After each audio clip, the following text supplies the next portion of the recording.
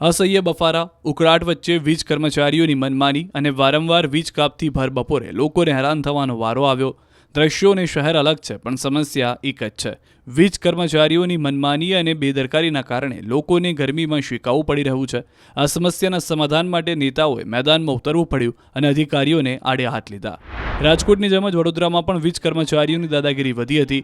કાળઝાળ ગરમી, ભારે ઉકળાટ અને ગરમીના તાંડવથી અહીંના લોકો ત્રાહિમામ પોકારી ઉઠ્યા છે અને બીજી બાજુ તડકામાં ઘરમાં વીજળી ન હોવાથી લોકો રીતસરના અકળાયા છે. આ અંગેની અનેકવાર ફરિયાદ કરવા છતાં MGVCLના અધિકારીઓના પેટનું પાણી પણ હલતું નથી. લોકોના ફોન પણ ઉપાડતા ન હતા. બસ આ વાતની જાણ જ્યારે ધારાસભ્ય ધર્મેન્દ્રસિંહ વાઘેલાને થઈ, તેમણે તાત્કાલિક MGVCLના અધિકારીઓને ખખડાવ્યા અને સમસ્યાના નિવારણ માટે હાંકલ કરી. ધારાસભ્ય ધર્મેન્દ્રસિંહ વાઘેલાએ લોક સમસ્યા નિવારણ મિટિંગનું આયોજન કર્યું, જેમાં તેમણે લોકોની સમસ્યાઓ સાંભળી. 100માંથી 80 ફરિયાદ MGVCL ખટંબા અને વાઘોડિયાને લગતી મળતી આવી હતી. વારંવાર વીજ પુરવઠો ખોરવાવો અને ખેતી વિષયક વીજ પુરવઠાના ધાંધિયા હોવાનું જાણવા મળ્યું. પ્રજાની ફરિયાદ બાદ MGVCLના અધિકારીઓ પર ધર્મેન્દ્રસિંહ ઘરે ગયા અને સમસ્યાના નિવારણ માટે આદેશ કર્યો.